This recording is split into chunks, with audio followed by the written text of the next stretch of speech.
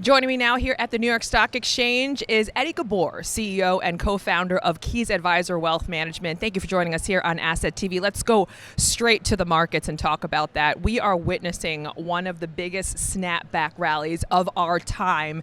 Is this run going to continue or is it dwindling? It's going to continue. There's a lot of momentum in this market right now, and I think the other reason why it's going to continue is so many people continue to doubt it. They're looking at oil and some of the macro data that's coming out, and they continue to say is, how can this market keep going higher? So as a contrarian, when you hear that negativity, it tells you that there's still a lot of legs in this market. Now, it's not going to be an easy ride. There's going to be plenty of 5 to 7% pullbacks along the way, but if you kind of look through the forest here, and at the end of this year, I think you can easily see the S&P 76, 7,700. What would you say is one of the biggest risks of a bull run, and what are you keeping your eye on? The biggest risk this year, in our opinion, is interest rates, meaning the 10-year bond and the 2-year bond. We are starting to see an uptick there. And sometimes bond markets are going up because inflation is accelerating, but other times it's because growth is accelerating. If it's because it's growth, that's a real positive. But if we hit 4.5 to 4.6 on the 10-year, that will be a major short-term headwind. So to us, interest rates are the biggest risk to this bull market not continuing to accelerate this year. Jerome Powell is going to make one of his final press conferences this week. He is going to be done May 15th. There's going to be a new direction with the Fed. What is your outlook of the Fed policy? So I don't think Powell's meeting this week is going to be that important. They're going to look through that because Kevin Warsh is now the new head of the Fed in regards to what the market's looking at. I think we get one rate cut this year. Many people are looking at Kevin Warsh as a major hawk, and they don't think he's going to cut rates.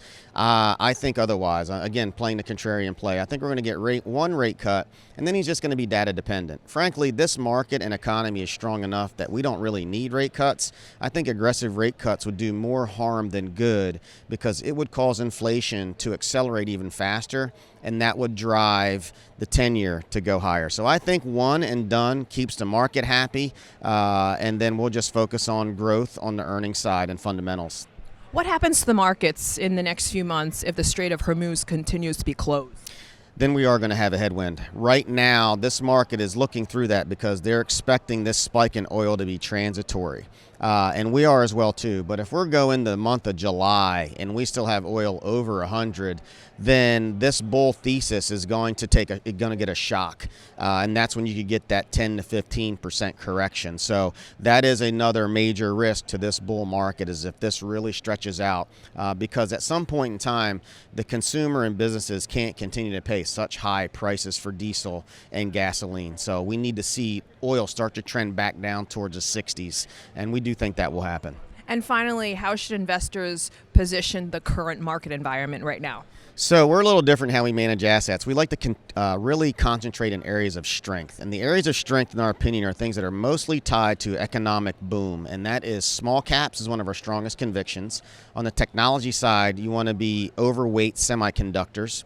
You can own industrials here as well, too.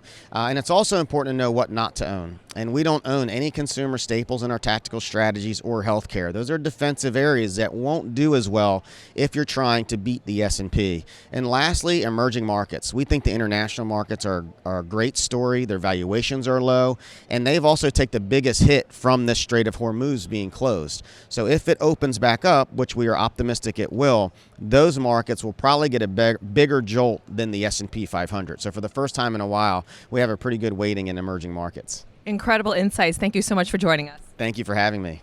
Of course, and that'll do it for us here at the New York Stock Exchange. I'm Michelle Yu. We'll see you next time. Take care.